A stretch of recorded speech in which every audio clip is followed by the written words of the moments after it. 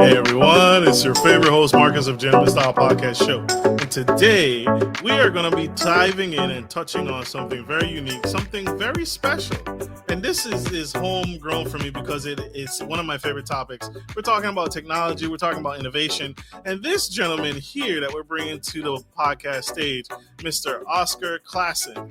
He's a CEO, co-founder of Jaws Tech, a 3D printing specialist company that helps you and me print and receive our items in a very special way with the unique characteristics and the features that has never been done and never been seen too much done at this scale, at this level before. And so I'm happy to have this gentleman on the show. He's a true gem, a true diamond in the rough, and we are going to welcome here on True Gentleman Style Podcast Fashion. Help me welcome to the stage, Mr. Oscar.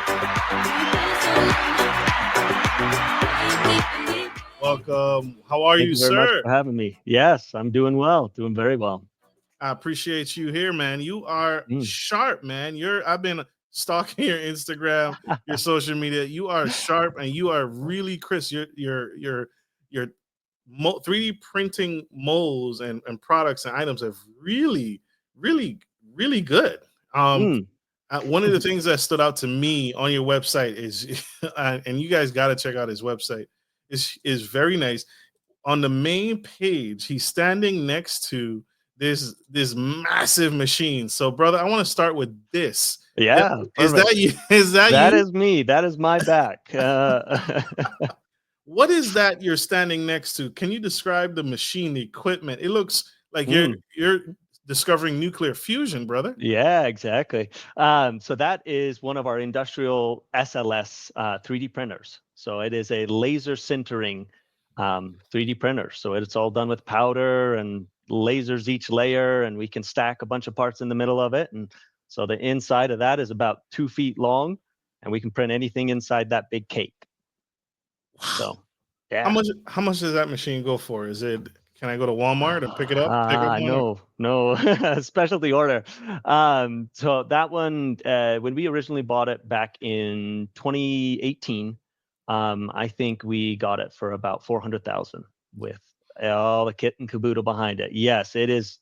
It's a house sitting right there, but ideally, it will put off a decent amount of product. I mean, we're looking for hopefully putting enough product through it that it can make about $50,000 worth of revenue generated from it. A lot of that disappears. There's, as I've started to get into this business and operation, we realized how much the overhead costs and stuff like that. But to be honest, it's a fantastic machine and puts out great products. So huge.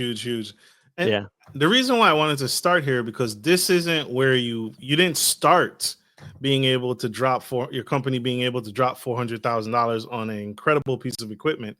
How did it start for you getting into this world? Has it always been 3D printing? Because 3D printing is not new anymore, but it's still only been around for, I want to say maybe 5, 6, 10 years.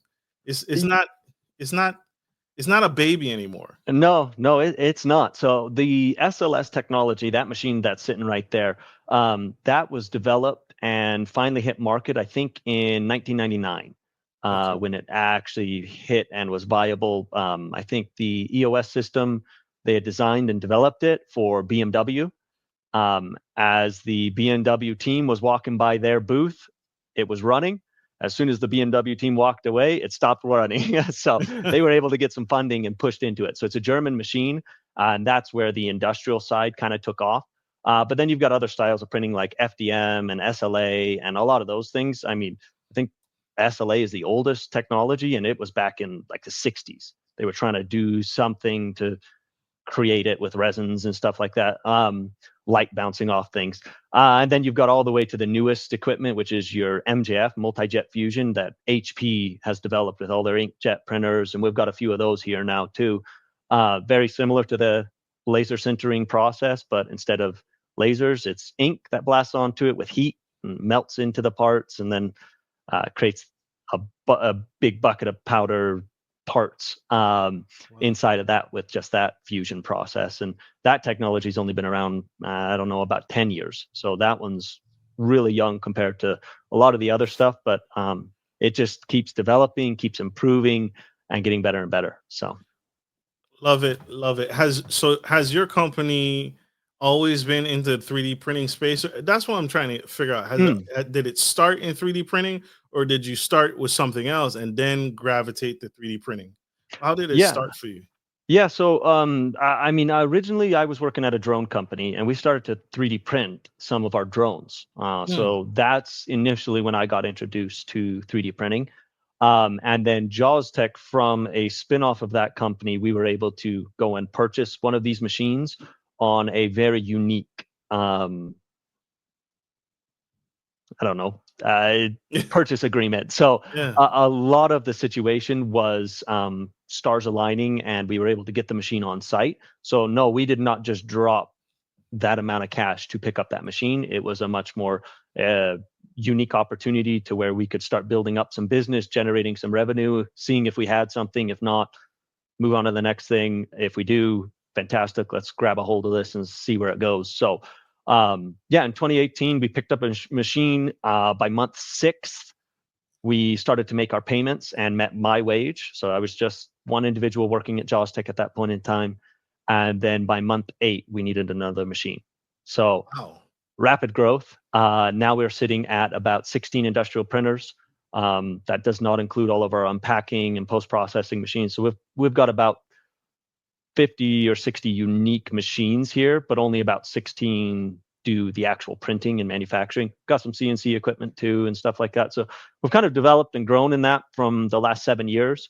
But the whole way that we were able to do that is providing like an instant quoting. So people just drag and drop your file in, see how much it's going to cost, click order, and we'll send it to your door in 4 days. So that was the unique selling point that we at least offered to our customers and allowed for the level of growth that we've seen.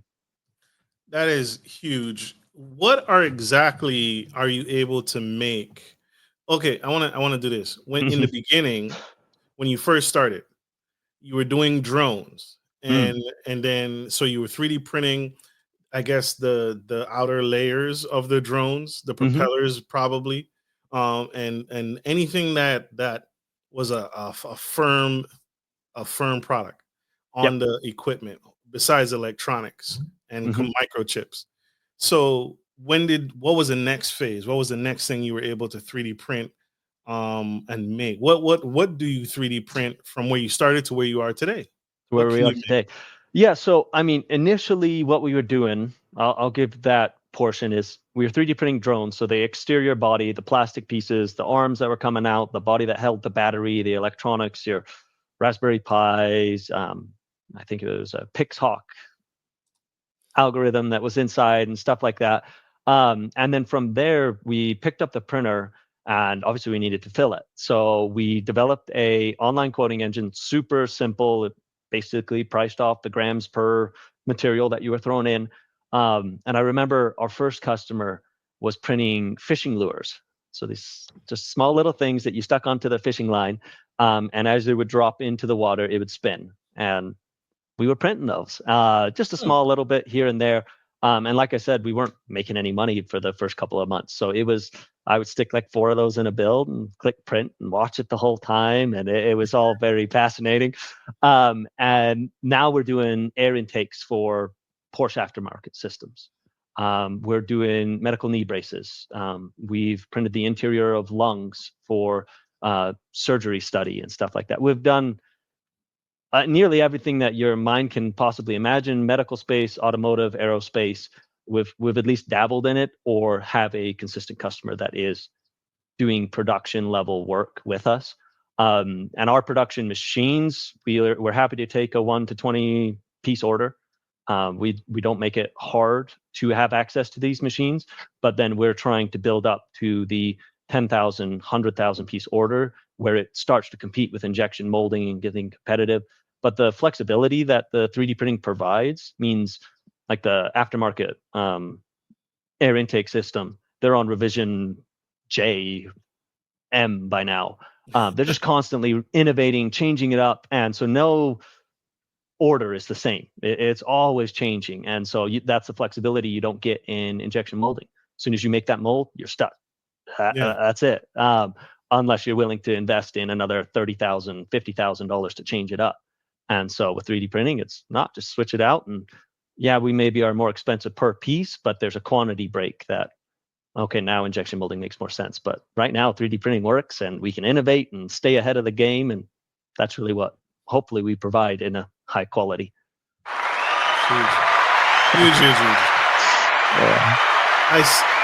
We all see Tesla is one of the companies you've 3D printed for. How much of the Cybertruck is Jaws Tech? How much of what pieces of the Cybertruck is incorporated that we can shout out and say thank you, Jaws Tech, for what pieces are you able to say? Is that proprietary or what? So unfortunately, most of our clients are all under NDA, and especially with any of the larger ones, we can stick who we've printed for on our site. But as far as individual aspects, we start to get boxed in as no, you can't share that. Don't, because that's one of the difficulties with all our social media that we've pushed out there. A lot of the stuff we print, we can't show. And so it's like, oh, well, now we've got to go find something similar, but without referencing that customer. And because there's a lot of really, really cool things. Foot orthotics is a great example. The insoles in all your feet, shoes and stuff like that. It would be so cool to show off what some people have come up with and stuff. And we've had to keep it very generic and simple just because we're all under NDAs and non-disclosures there. So. That's a definite hard point for marketing and advertising. Have you can you at least say have you met Elon Musk? I have not, unfortunately. No. Okay. No. So we do. I mean, obviously, a fair amount of printing in the automotive space, and it's quite fun to get on and discuss with a few of the higher ups as far as engineering wise. But I've never properly met some of the bigger guys that we would know and recognize. No worries. So today, as you all are facing today, what are some of the things that you can 3D print? If I wanted, you said you can 3D print for shoes, right? Can you literally 3D print me a shoe? Like I want a shoe with the Gentleman Style Podcast logo on it. Can you do that or no? What kind of items can you 3D print? Yeah, we can get close to it. An example would be some of our rubber materials and stuff like that. Got a cool little, which might be hard to see, but you've got this little cube right here, it's printed in a rubber material. Well, I can go squeeze that up, and you could go stick this on the side of your shoe and have a logo all over it and stuff like that. So as long as you can design it, we can make it. So that's just one example, and then another one is like this black little. It's called a noiseless pickleball. So people trying to make it a little less loud for the game. But that's a fun one. And these are both rubber materials. Most of what we do is hard nylon plastics.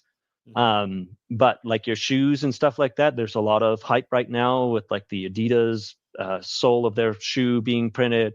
A lot of our machines here could possibly run materials that would manage that. But a lot of design work has to go into that. I wouldn't be able to just generate a shoe and be able to push it out there. But there's some really cool ones coming out, and all different technologies that are trying to push it and make it unique. But the overall process, it's the same. Can run on our machines. It just has to be made for it. So that's a great point. I'm glad you said that. So you could not make me a shoe. I would have to hire someone else, a designer, to actually design the shoe and then submit that to you. And you would print, I guess, the materials around it. But you couldn't necessarily, you're not going to print the shoestrings. You're not going to print the external, I don't even know what the material, cotton or whatever material is on the outside shoe, but the sole specifically, you can. Yeah, we would do stuff like that. Yeah, so it really depends. Obviously, you break a shoe down to its components and stuff. We can only do certain ones. There are some people out there trying to do one full shoe where you could slide your foot all the way in and it's some all Yeezys printed. Yeah, exactly. Even like your Kizik's that go bend down at the backside and all those cool technologies. And so people are trying to get them all printed, but most of the time people want cotton over their foot. They don't want hard or rubbing plastic on their back of their heel or something like that. So you got to make it comfortable. People are used to that nowadays.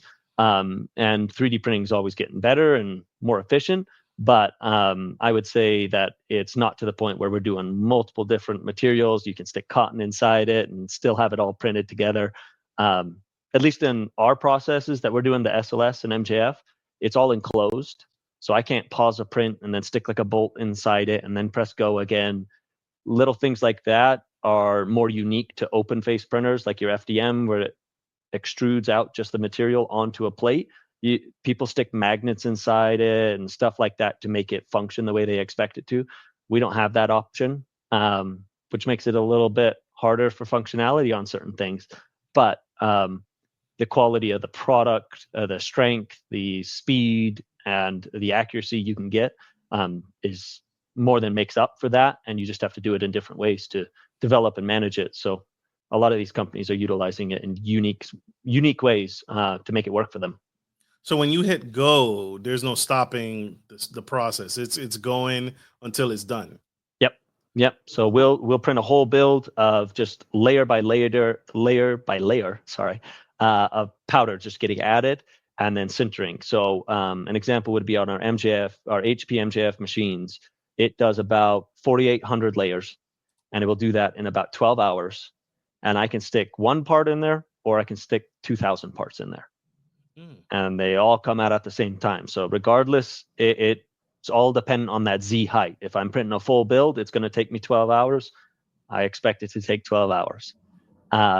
So yeah, we try to stack as many parts in there as possible, make it worth our time, starting the printer and press and go. We want as many parts in there as possible, but then quality and speed and quantity start to come into play. You can have it fast, easier, quick. And we run into quality issues if we try to do it too fast or you try to push too many products in. And so that's a whole maintenance program we've got set up here, which is definitely something we had to learn the hard way. Are you doing any work in construction? Are you doing any work in construction where that's kind of the industry? I think that's gonna you are at the precipice if you aren't already doing it. We're building 3D printed homes in a span of like a couple of days versus months of building a house and all the construction. Are you doing any work in that, or have any, or is Jaws Tech moving towards that direction to 3D print an entire, tiny home community in less than 30 days, a house a day or something like? Yeah, exactly. So currently we aren't doing it. I've had a lot of talks and discussions and listened to a lot of presentations about the technology. It is really interesting, really cool. It's more chemistry than 3D printing, in my opinion. Making sure the flow is right and the cement sets and has enough weight to support the layer above, but not too much so it will stick. And there's just a lot that goes into it. But right now with us, we are mostly focused on the plastic manufacturing side. We do a little bit of metals for 3D printing, but as far as like concrete and stuff like that, we haven't dabbled much into that. But it's always been an interest for sure. But yeah. That's fair. And I see that Yeah. on your website. There's some metals listed on here of materials: aluminum, stainless steel, steel, copper, titanium, brass. So you can 3D print metals. Am I Yeah. understanding that correct? Yeah, you can 3D print quite a few metals. I'm doing a project right now with titanium and stuff like that. So it's really cool, some of the products you can print out for that. So that's not the traditional. That's not the traditional liquids and colors. That's full on heated metal you're working with. Yeah. So it's there's multiple different processes that you can utilize in that. So an example is SLM, which is selective laser melting. So it's a laser again, but it's melting a metal powder, and it sinters it onto a build plate. You've got to go chop that metal off, pull off all the supports and stuff like that, finish it, make it look all nice and pretty. And then we're actually dabbling in a new process called cold metal fusion, which is a powder-based system still, so it can print on our SLS machines or cheaper machines to the metal manufacturing machines, but then it's got a plastic embedded in it, so it melts it to the shape of your product that you're looking to produce, and then you go stick it in a bath and it pulls out some of the glue, and then you go stick it in an oven and it melts it all together. and now you've got a solid metal part. So there's a couple really cool things that are coming on in that space and always being developed. I mean, the technology's just changing so rapidly, it's hard to stay in front of it. But yeah, we're starting to get to the point where we're actively producing metal parts for a lot of customers, and there's some really big companies out there that's all they do. They do it for aerospace or defense or something like that, and they just have a fleet of metal printers that will produce parts for high tier customers. I know SpaceX prints a ton of product for a lot of their rockets and stuff like that to make it more efficient. And that is all metal printing and just finishing it up based on CNCing out for specific dimensions and requirements for tolerance. So I could, huge. I could totally see Jaws Tech in with what recently happened with the shuttle landing and those two clamps. I think you're a part of that, brother. He can't disclose, y'all. He can't disclose. I'd be willing to bet folded money that you had something to do with that. But kudos to you and your company, man. That is phenomenal. When you first started, you were doing drones. How much money did you start with? How much capital did you get? Seed investors? Did you get approached by venture capital firms wanting to put money into this? Like, yeah, you're really killing it, or did you have to use your own money? How did the funding of 3D print? Because 3D printing itself, even with the drones you were doing at first, were pretty expensive, right? That's what's it cost to 3D print one drone? If I wanted a quote and I said, can you print the materials of a drone for me? What would my bill be? Yeah, so that typically comes out to, I mean, just a guess for your legs, your body, the arms coming out and stuff. Obviously depends on the size, but you could be anywhere between $100 to $400. So that type of situation. But then you've got to go get all the electronics, the motors, the blades. There's a lot of things that start adding up to make that drone functional. So the company I was with, they just started innovating and started using the process. So that's kind of where I got introduced. And then as far as funding, we're self-funded. My father was one of the ones that kind of helped bolster the opportunity for getting into the space. Had a call with the EOS SLS manufacturer, and they're the ones who then positioned an opportunity to bring it on without much capital investment, which made it doable. Otherwise, yeah, it wouldn't have been possible to even get into the space.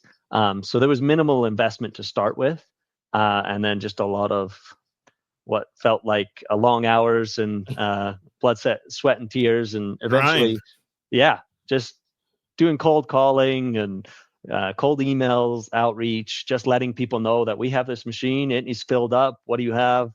And that was hard. One of the best ways to convert those was the instant quoter that we did develop. Then people can just drag and drop their parts on there, and it made it so much easier for people to see, oh yeah, it's only going to cost me $30. I want that. I can't get it done that way any other way. So that's definitely kind of where we've landed, and we've been self-funded since. Just all reinvesting right back into the company, and that's where we've grown. So you're still a privately held company. You're not Yep. you're not on a stock exchange. This is still homegrown using company money to continue to buy these machines and service your clients. Yeah, exactly. And dad was an early seed supporter of Yeah, shout out to dad, man. Shout out yeah, to exactly. dads. Fathers are necessary. That's huge. What kind of negative? Because you said it was hard making the cold calls, going to door, sending out the emails, cold calling people. What was the biggest obstacles that you had to overcome in this space that really kept you up at night and really sometimes made you even want to quit? Like, man, this is too hard. This is impossible. I've called 100 people and 99 of them said no. Yeah. That's one of the worst things, is the rejection that you start to feel. I definitely wasn't experienced in that space, so it hurt more than I wanted to allow it. But once you started to get a few people that were willing to put some faith and trust in you, that bolsters your confidence. From there, we kind of set up a couple strategic partnerships of people that were trying to offer similar services, but didn't have the machines and stuff like that. So that's where key partnerships kind of helped boost the amount of revenue that we were able to do. But as far as what kind of kept us up at night, I found when we got overwhelmed, that's when I was the most stressed.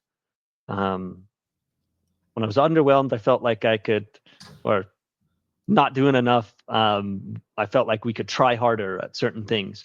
But once we got overwhelmed and you needed a new machine, you needed to hire 10 more people, it just felt like everything was landing on my plate at one point in time. And how do we get ourselves out of this? That's when I felt the widest sense of we're going to crash and burn here. What's going on? So improving that and making the experience for the customer better rather than keep blasting the amount of sales that we're getting and stuff like that. And to the point where we get overwhelmed again, it really became important to us is to make sure that the service that we're providing stays consistent and we don't have to sacrifice that quality. We said we would get you your part in 4 days, but we got overwhelmed and now it's taking 8 days. Well, we don't want to run into that. And so that's one of the big positions that we've been in, as just improving or optimizing our workflow. That way we can continue to grow. So that growth pain was really difficult to experience because when you're in the growth, it feels like it's just going to keep rolling. You're going to keep getting increase in sales and stuff like that. But you always hit that spot where it's like, oh, this is too much. And you got to take and learn from that. And I think that helped with some of the key advisors that I had as far as trying to help me understand that this was a natural part of development and growth in the business. You're so right. You're so right because I the reason why I asked that is because it's not easy. To, Mm, I know a lot of people probably look up to you and your company, and they think, "Oh man, he's killing it in 3D printing. Let me go get one." mm, Right? And it's gonna be fruits and berries and it's gonna be easy, and clients are gonna find me, and then I'll be working with Microsoft and Tesla and this major microchip company is down the street to me, and my cousin works there, so I know we'll be good, yeah, right? And exactly. it's never that easy. Mm, It's never that easy, and I asked that question because I think more people need to hear that. I think they get excited about entrepreneurship and they see the entrepreneurs, or in my opinion, the fakes, right? mm, They're flashing cars, they're flashing Lamborghinis, they're flashing the girls, and they're flashing the fancy housing, and they think that's what's at the end of the rainbow. mm, But I feel like in a lot of cases, most cases, entrepreneurship is so humbling mm, because it'll expose you on and show parts of you that you didn't even know were there. Like you said, the marketing exposed you to like um so many people telling you no, mm, so many people shutting you down. And again, most most people don't expect that. I have a great product. It's the best seller. Why isn't it selling? mm, Because people, there's so many complexities to marketing. Me myself and my partner are learning this firsthand, and we're experimenting with so many different the things that we thought were going to kill it in marketing and advertising, and we spent money on a lot of money on, didn't move the needle at all. mm. It's like, are you kidding me? This was supposed to work. Why isn't this working?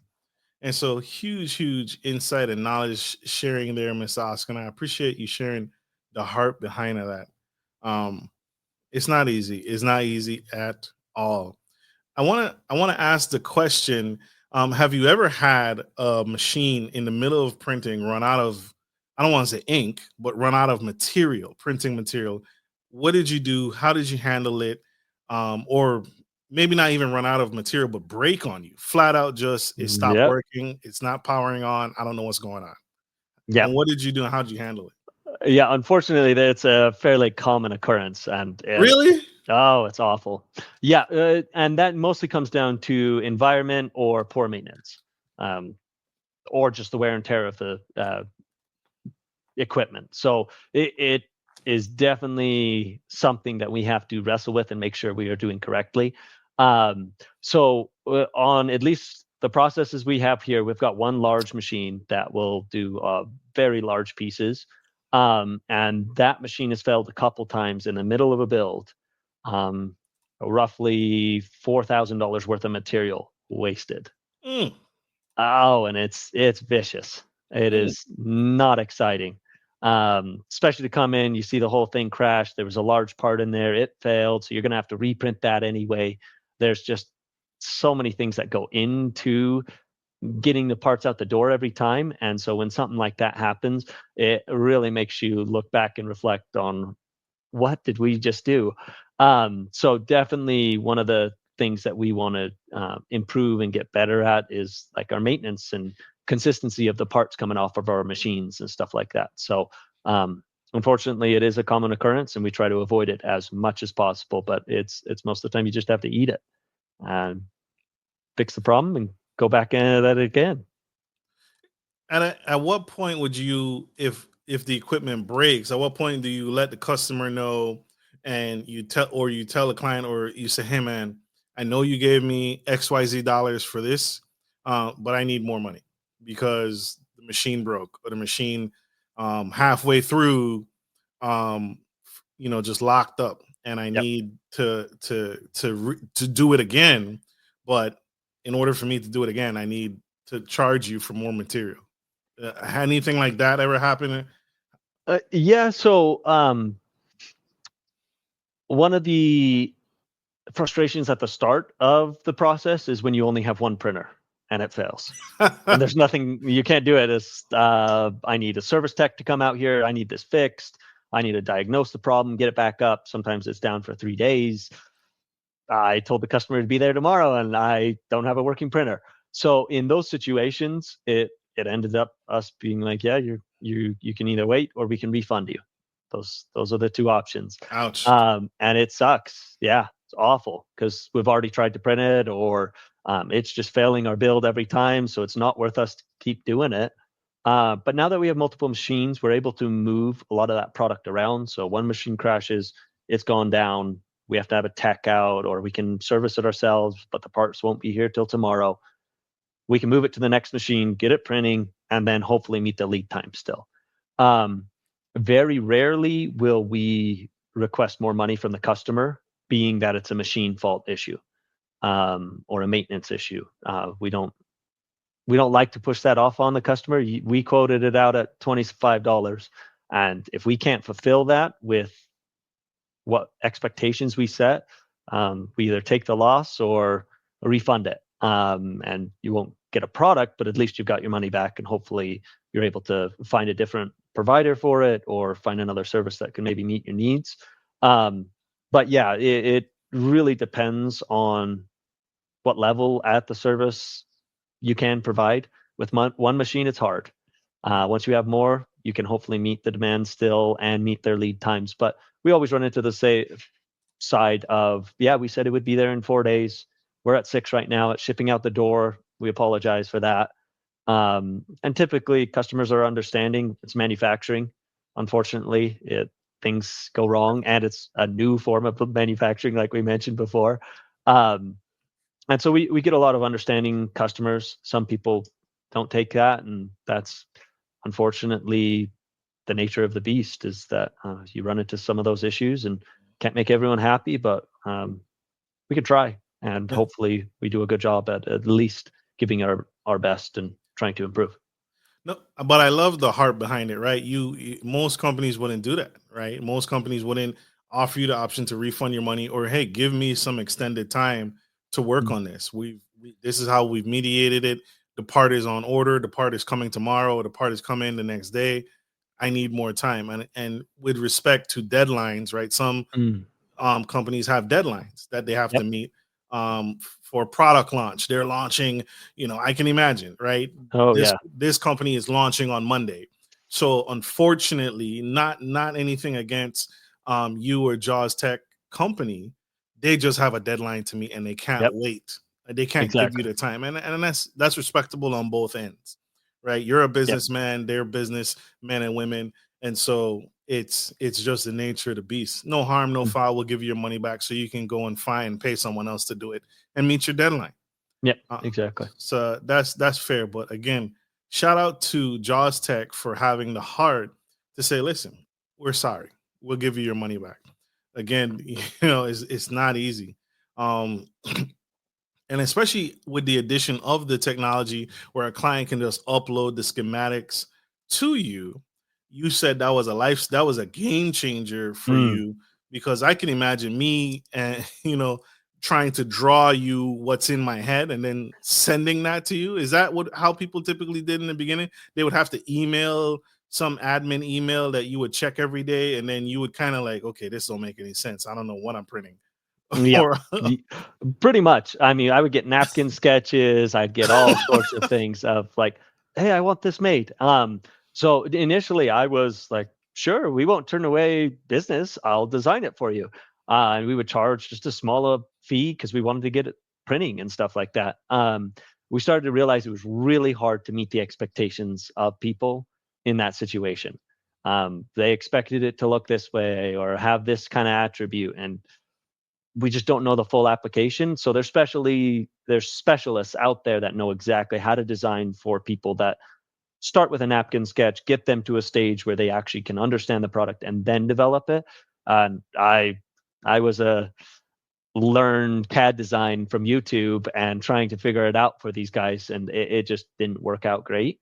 So we kind of steer away for the engineering clients or individuals that have already designed their product with a design service coming towards us and just drag and drop their CAD models. And we just spit out a pricing for them for that. So steered away from the design side just because of the difficulty we had in that. But we've got a partner now that will take on a lot of that work. You come to us saying, hey, I need this done. We'll send you on to them. They can help develop it, and then they send it back to us. We'll print it for you. And so far, it's actually been a great service because they really understand how to bring the idea out of the individual. Because sometimes that's the hardest thing is when you're developing something, we need to know each and every measurement and radius and how are you going to implement this. There's a lot of steps to design the product that's in someone's head. And so hopefully with that kind of service and being able to then print it and manufacture it, we're able to kind of seal the dot. But to start with, it was really difficult because we didn't like turning people away. It was the whole business idea of, no, come on, we'll accept anyone. But man, it was hard. I can't imagine. Yeah, you're right. You can't have someone come up to you and be like, hey, I need it this big and this tall and this tall. Mm-hmm. Like, that's not a measurement. I need measurements because of the nature of what you're doing. Yep. Right. Exactly. I need actual measurements. You can't tell me, oh, it just need to be small. Yeah. What's small? What is small to you? Well, and quite often you get people like, hey, can you print the face of my grandpa and stuff like that? And while that would be great, I can't design that. There's just no way. You're going to have to go scan your grandpa's face and then get that into a generative software so that we can actually print the mask or the face and everything. So it was just most of the time in those situations, it was like, sorry, we don't do figurines, or we don't do. You can't do the iron. You can't make me an Iron Man helmet. If you find the design, we'll print it for you. But I'm not a good enough designer to build an Iron Man. Fair enough. Yep. Super powerful. This is an epic conversation. You guys, we got to pay some bills. We got to go to a quick commercial break. Don't go anywhere. Stay tuned. Stay with us. We'll be right back. If you're looking for a reliable, professional trucking and logistics service, you've come to the right place. Musa Trucking is a veteran-owned and operated premier transportation provider that can help with all of your trucking and logistics needs. Musa is revolutionizing the trucking industry through strategic partnerships, the development of core personnel, and the use of cutting-edge technology. Our inventory system ensures that cargo ends up divided into the right trucks and reaching the correct destination. Our drivers are dedicated to transporting goods efficiently and safely. Contact us today to get started by visiting the website on the screen or by calling 757-756-5246.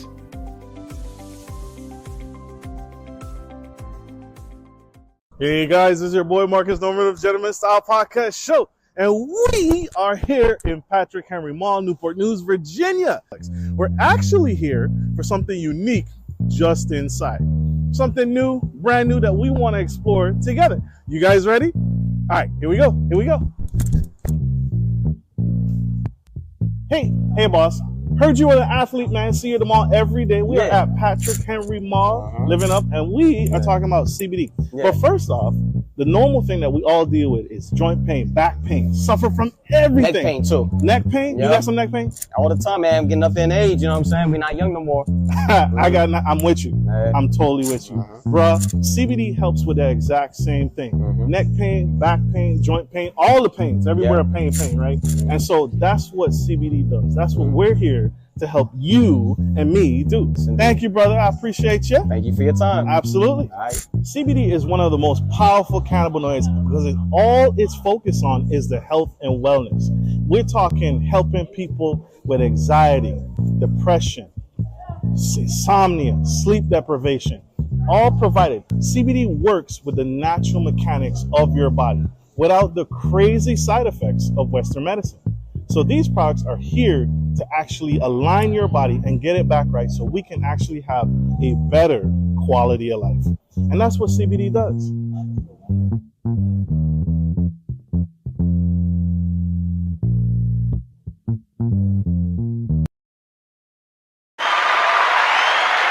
Hello. We are back to Gentleman Style Podcast Show, and we have the incredible Mr. Oscar Klassen. Yep, am I saying that right, brother? Yep. Yeah, you're good there. Perfect. Oscar Klassen of Jaws Tech. He's the co-founder of this and 3D printing specialist of this company, the incredible company. He has broken down how he does it, where he does it, who he does it for. He's been printing, his company's been printing for some of the biggest names in the industry, cars, shoes, sneakers, anything you could 3D print and put your mind around, they can do it. They are your go-to for the 3D printing grand poobah of the industry. So powerful. You can get this episode on iHeartRadio, Apple iTunes, Spotify, Ghana, Facebook business page, anywhere, even Audible. We are there, and Mr. Oscar is there spilling the tea on Jaws Tech co-founder. Brother, how did you guys come up with the name Jaws Tech? What does that mean? What does it mean to you? I feel like there's like a hidden meaning behind it. Well, we wanted to make it memorable, so we were trying to figure out a way to like introduce a mascot or something like that. And man, it was really hard. And then the jaws of a CNC machine clamps around your parts. We were like, oh, we should do something with jaws. And so we stuck tech on the backside of it, and that's kind of where it came from. We get a lot of questions about the name. And most of the people in our industry are like, I'm just glad you didn't put 3D in it, because most people are something 3D or 3D something. So we're a 3D printing company, but we don't say 3D in our name to hopefully keep us a little more unique. Yeah, that is unique, but I feel like, have you ever had an issue where someone overlooked you or a customer overlooked you because they didn't know what you did by the count of your name? Like, that's something I feel like if I was looking for 3D printing and I came across you and I typed you in Google, I wouldn't know that you did 3D printing because it's not in your name. Have you ever had anything like that? Every once in a while, someone would be like, "Oh, I didn't realize you did that." But it's more of an intriguing name where they'll start to ask, "Oh, what is Jaws Tech?" So it at least starts the question. Whereas, like we've seen quite a few scanning services or design services that have 3D in their name as well. So with 3D, you don't necessarily know it's only 3D printing. It could be 3D designing or 3D scanning, and there's multiple different aspects to it. So at least with the Jaws Tech name, it gets people asking the question like, what is that? What does it do? And it leaves people guessing a little bit. And so hopefully that encourages a conversation and gets us to the next stage of talking about business. Absolutely. Yeah. It Yeah. generates enough curiosity so I can talk to you about everything that we do. So Yeah, exactly. makes perfect sense. What are your thoughts about 3D printing when it comes to the environment? Can you speak on that? The Mm. impact of 3D printing, because um back scene, backstage, I was trying to figure out the word. Backstage, we talked about there is I had a friend here that used to do 3D printing, and it seemed like there was a lot of waste when Mm. she would 3D print something, because she would have to 3D print it, and then she would have to rip off the stance or the pillars that Support would system. hold up the support system. You'd Mm. have to kind of rip it off and shave it off to get it off, because that's what actually holds the mold up while it's in the machine. And it seemed like there was a lot of waste when it came to 3D printing. And so when it comes to 3D printing, is there a lot of waste when it comes to your process, and how do you work that? Yeah. So, being that there's multiple different thoughts or processes to manufacture, it really depends which one you're doing. Most likely, in that example, is an FDM printer.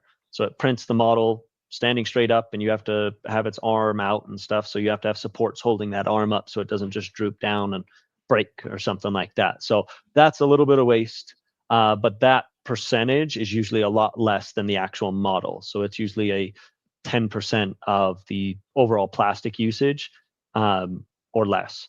And then you've got a couple different processes. SLA also requires supports. It's a resin that prints upside down in usually a laser pattern as well, and it will create supports to hold on to every aspect that's getting lasered together in a liquid bath. But in our process with the powder-based system, we're able to vacuum up all the residual powder because we print a full cake, and all of that powder gets recycled back into the process. So we actually run an 80-20% mixture of old to new. So we only have 20% new powder going into the machine, and we're packing it to like a 15% packing density. So we're only losing a little bit of percentage, and a lot of it can just be reused, even if we're not printing that high or anything, and we can just keep recycling it constantly. So there's a little bit of waste in the process we're using, but we don't require support, so we're not ripping stuff off. It is just vacuuming up the powder, mixing it back in, and throwing it back into the printer. So it makes it pretty efficient, along with quite a few of the plastics that we have now come from renewable sources. A great example is the nylon 11 material that we run on site. It's from HP. It's 100% based on renewable products and stuff like that. So that makes it even more environmentally friendly. Incredible. Incredible. That's huge. 80-20 split. So only 20% of your new product is going into, and you're reusing 80% of the previous product. And so you're really saving. You don't have to spend an entire amount of money on rep- ordering replacement powder. Yeah, yeah, it's a pretty efficient process. I mean, Yeah. we buy powder in big octa bins that weigh like 400 kilos or more. I think I'm wrong about that. I can't remember how much they weigh, but they're big and massive, and we just slowly take scoops in and out, and it's all done through like a vacuum system, and it mixes it all for us and dumps it back into the machine. Incredible. Incredible. When it comes to 3D printing, and I asked this question a while ago, right? Someone created the logo for Gentleman Style Podcast. Someone Mm. created the logo for Jaws Tech. And so, how do you guys handle, because you're creating items and pieces and parts that I guess industries are sharing their secrets with you. So, Mm. how do you handle intellectual property issues when customers request to print patented designs? Yeah. How do you handle that? Yeah, so we're happy to sign NDAs and non-disclosures with all of our customers. We've got our base NDA, and anyone who sends us theirs, we're happy to sign those most of the time and make sure that they're protected. As far as data security, that is one of our most important aspects that we have here. So all uploads are confidential. We are an ITAR certified company. So that just means for international trade of arms and regulations. So we can handle some of the more secure documents and electronically transferred files and stuff like that. So it's a really big importance to us, and one of the key things that we had to make sure was done correctly and right on the back end. So no one has access to any of the products and models that we accept through our online ordering service. We do run into situations where people require us to use certain formats in order to get them a quote, which is perfectly fine. We're happy to do that and have it a little bit more unique and secure based on their requirements. But that's definitely a large concern in the industry. And we've hopefully, well, I know we've managed to have at least our back end as secure as possible for our high tier clients. Absolutely. Absolutely.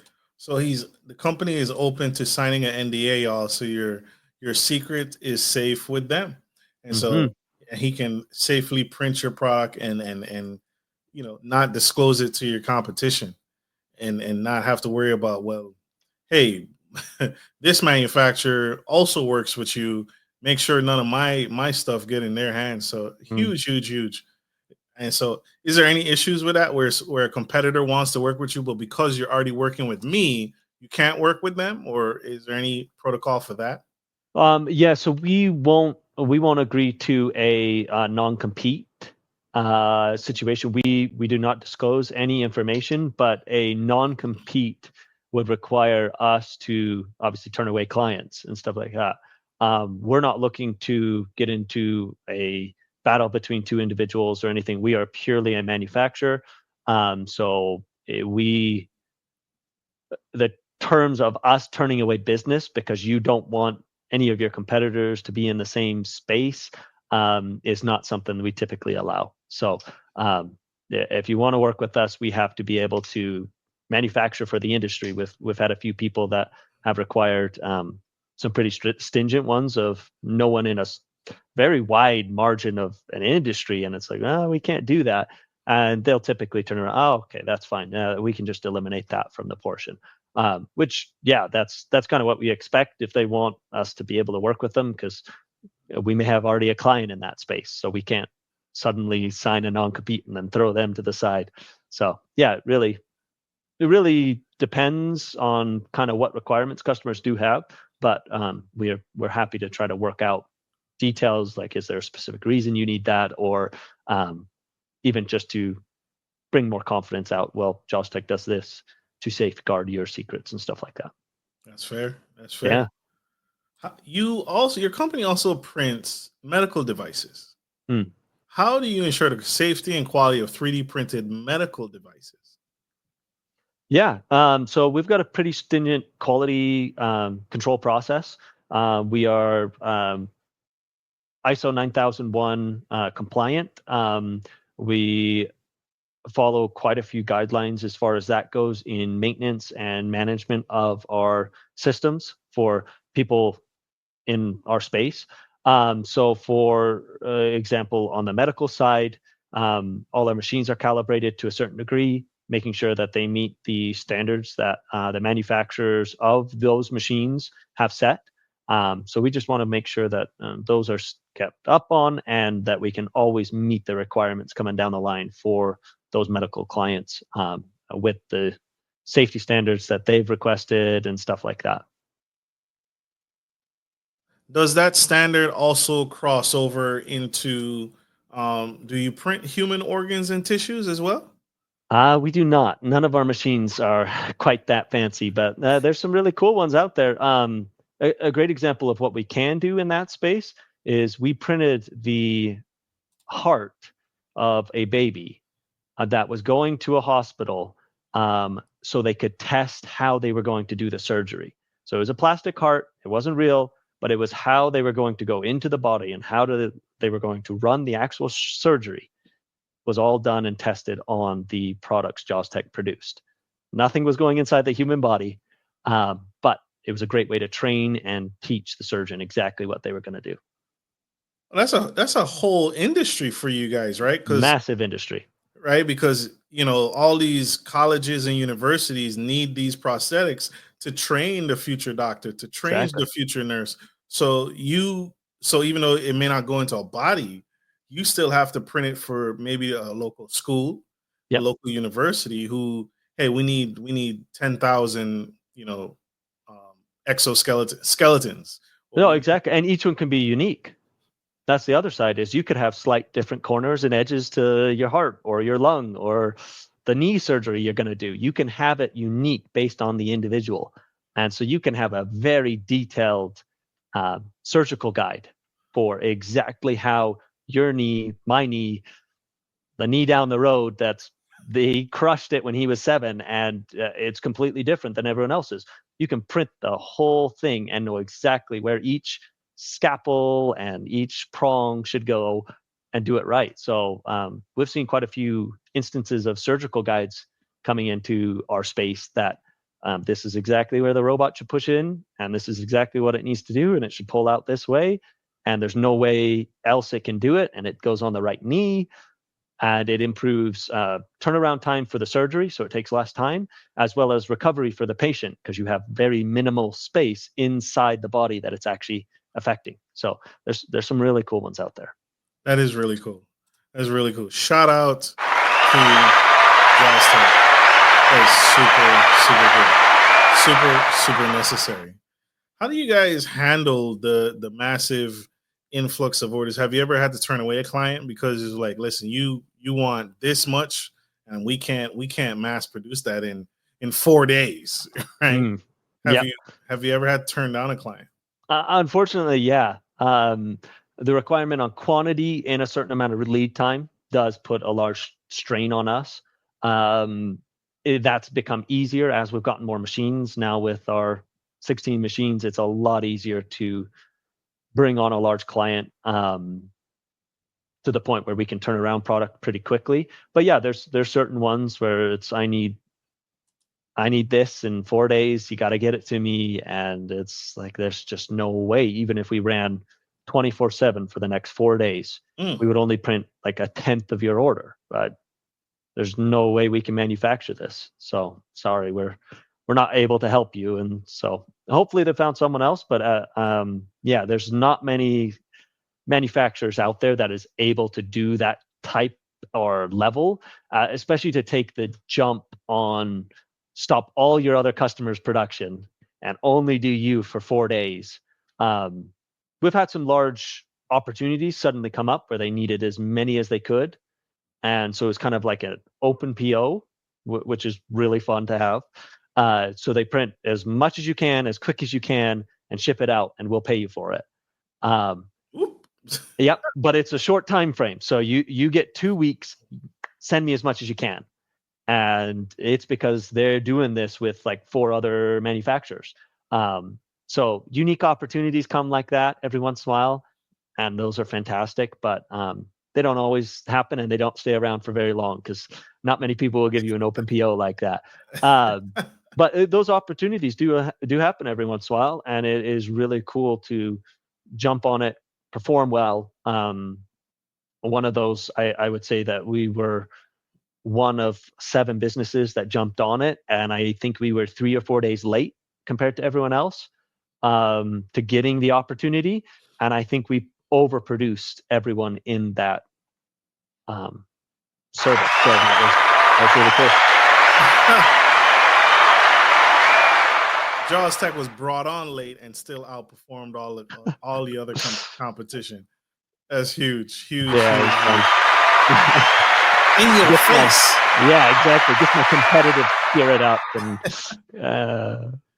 one of those late nights, churning and burning. Got all 20 machines running hard. That's dope. Dope. This has been an incredible conversation, an incredible dialogue. Powerful. Your entrepreneurial journey is inspiring, Mr. Oscar. I appreciate you, man. I really appreciate being here. It's been a fantastic conversation, Marcus. I really enjoyed it. I really enjoyed it. You are necessary. I want to say that to you publicly. You and your entire team, everyone at Jaws Tech, is absolutely necessary.